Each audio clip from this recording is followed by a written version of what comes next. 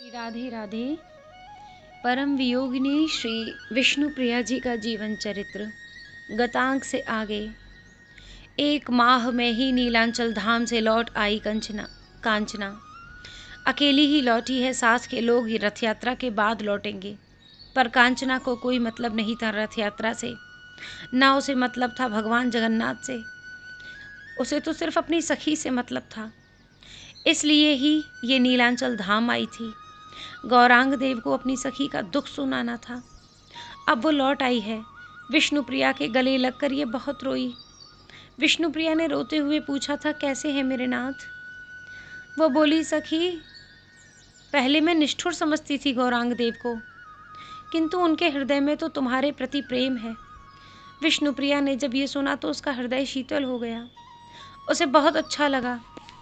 अपने निकट बिठाकर कांचना से पूछ रही है, प्रिया बताना सखी, नीलांचल धाम में क्या कहा मेरे नाथ ने? कांचना बोल नहीं पा रही है, उसे बस रोना आ रहा है। क्या मेरा नाम लिया प्राणनाथ ने? विष्णुप्रिया बार बार पूछ रही है। सखी, मैं पहुंची थी नीलांचल में। मेरे साथ जो वृद्ध लोग थे उन सबको तो भगवान जगन्नाथ के दर्शन की पड़ी थी, किंतु मुझे तो सिर्फ गौरांग देव से मिलना था और उन्हें तुम्हारा संदेश देना था। विष्णुप्रिया ध्यान से सुन रही है कांचना की बातें। कांचना अपनी सखी को बता रही है। उसी समय शची देवी भी जैसे तैसे अपने पलंग से उठकर आ गई थी। कांचना की बातें उन्हें भी सुननी है। वृद्ध भक्त ईशान जो सेवा में है यहाँ, वो भी आकर खड़े हो गए थे। कांचना बोल रही है, मिलना? अरे उनके दर्शन कर लो, यही बहुत बड़ी बात है। हमारे गौरांग देव स्त्री का मुख नहीं देखते। गौरांग देव के एक भक्त मुझे मिल गए वहीं पुरी में। मैंने उनसे प्रार्थना की तो उन्होंने मुझे कहा, मिलना है, एकांत में कुछ कहना है। ये संभव नहीं है। मैं चिंता में पड़ गई। अब क्या करूं? सखी, तुम्हारा संदेश तो मुझे देना ही था, और सबके सामने नहीं, एकांत में। पर यह कैसे होगा? फिर मन में आया, उनका जोग हट है तो मेरा भी त्रिया हट है। वो नहीं मिलेंगे तो भी मुझे मिलना है। मैं भी जिद्दी। कांचना अपनी घटना बता रही है। प्रिया, इस तरह समय बीत रहा था, मुझे कुछ नहीं सूझा। मैं उस मोहल्ले में जाती जहाँ गौरांग देव रहते थे, वहाँ के लोगों से मिलती, गौरांग देव के भक्तों से मिलती, उनसे वार्ता करती, मुझे मिलना आवश्यक है ये भी बताती। किंतु सबका उत्तर यही था, गौरांग देव निष्ठा के पक्के हैं, वो अपने सिद्धांत से समझौता नहीं करते। मैं निराश हताश होने लगी। कुछ समझ में नहीं आ रहा था। मुझे भीतर जाने नहीं दिया जाएगा, स्त्री का प्रवेश निषेध है। एक दिन मैंने देखा कि आचार्य चंद्रशेखर और उनकी पत्नी, जो गौरांग देव की मौसी लगती है, शची देवी ने कहा, हाँ, वो लोग भी गए हैं जगन्नाथपुरी। हाँ, वहीं मैंने उनको देखा। वो दोनों जा रहे थे गौरांग देव से मिलने। मैंने प्रणाम किया उनको तो आचार्य जी बड़े प्रसन्न हुए। मौसी भी मुझे देखते ही खुश हो गईं। कांचना, तू यहाँ कब आई?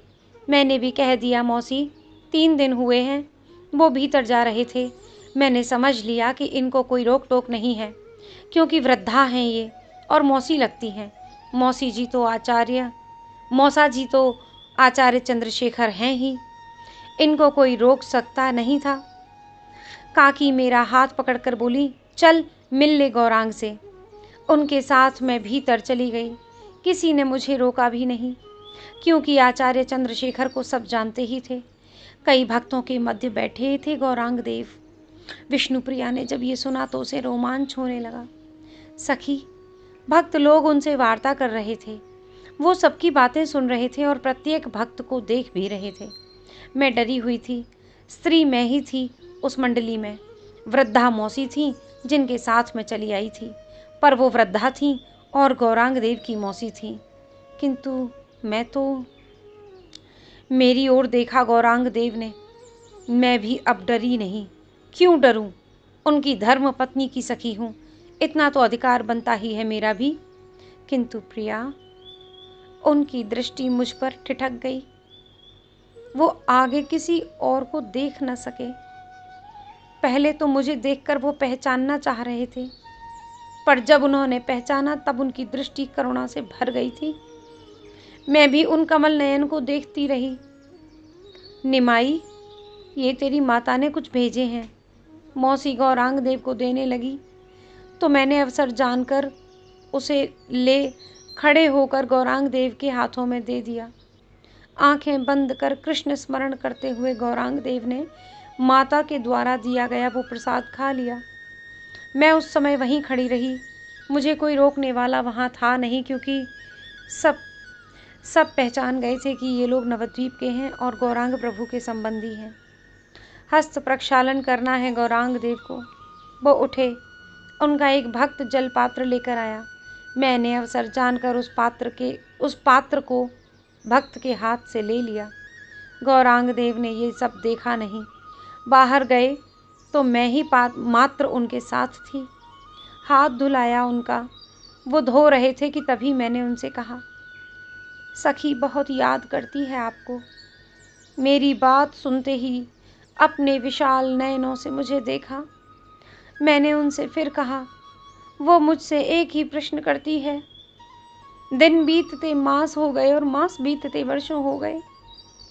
सखी बताना मेरे नाथ, क्या मुझे दर्शन देंगे? गौरांग देव स्तब्ध हो गए थे, किंतु मैं चुप नहीं रही। मैं भी बोलती गई। राह देखते देखते आपकी माता अंधी हो गई है। मैं मर जाऊंगी, उससे पहले एक बार और निमाई को देखना चाहती हूँ। क्या हो पाएगा? मेरी बात सुनकर गौरांग देव असहज हो गए, किंतु मैंने बोलना न छोड़ा सखी। और आपकी पत्नी की स्थिति तो अत्यंत शोचनीय है। वो दिन भर रोती रहती है। वो रात भर जागकर अपना सिर दीवारों में पटकती रहती है।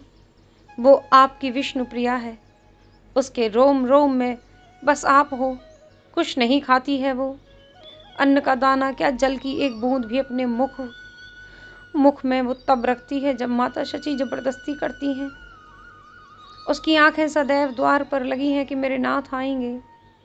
ये सब सुनकर गौरांग देव वहां से चलने लगे थे, तो मुझसे रहा नहीं गया। मैं हिलकियों से रो पड़ी। वो मर जाएगी, वो विष्णु प्रिया मर जाएगी।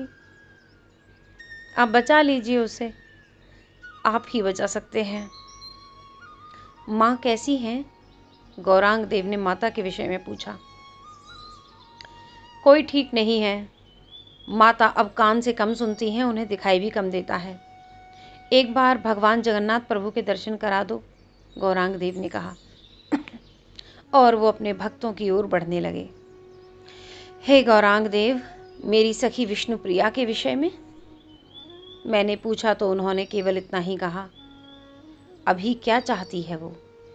मैंने कहा, उसका कहना है सबको प्रेम देने वाले हैं आप, फिर आपकी दासी विष्णु प्रिया ही वंचित क्यों? गौरांग देव ने इसका भी कोई उत्तर नहीं दिया। तो मैंने उनके सामने हाथ जोड़े, मैं रोने लगी। मुझे रोता देख वो फिर बोले, मैं क्या करूं?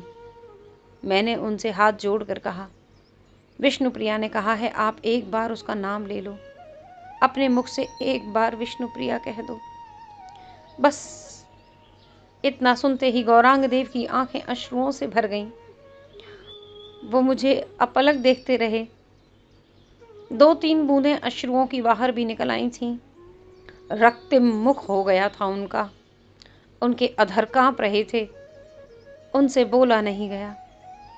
ये देखते ही मैं वहां से चल दी। मुझे देखना था कि मेरी सखी के नाम से गौरांग का हृदय द्रवित होता है या नहीं, किंतु हो गया। मेरी सखी, तेरे नाम की मोहिनी शक्ति को मैंने अनुभव किया। उसके बाद मुझे पुरी में रहने से कोई प्रयोजन नहीं था, इसलिए मैं चली आई। मुझे ये सब तुझे बताना था। विष्णु प्रिया ने कांचना की ओर देखा और पूछा, तुझे क्या लगा? सखी प्रिया, मुझे तो यही लगा कि गौर के हृदय में विष्णु प्रिया रूपी ज्योति निरंतर जल रही है। वो सदा सनातन है, वो कभी बुझेगी नहीं। ये सुनते ही विष्णु प्रिया ने आनंदित होकर कांचना को अपने हृदय से लगा लिया था। जय जय श्री राधे श्याम।